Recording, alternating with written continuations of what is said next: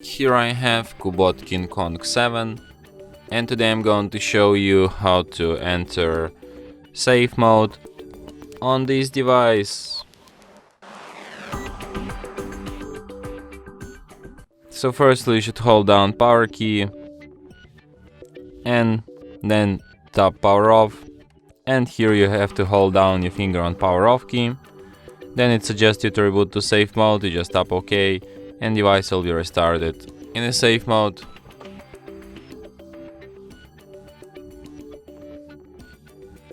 And as you can see, the sign here says safe mode, which is the proof that we're in a safe mode right now.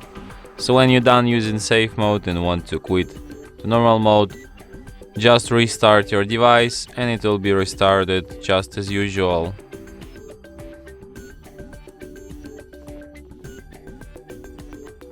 And that's it. Thanks for watching.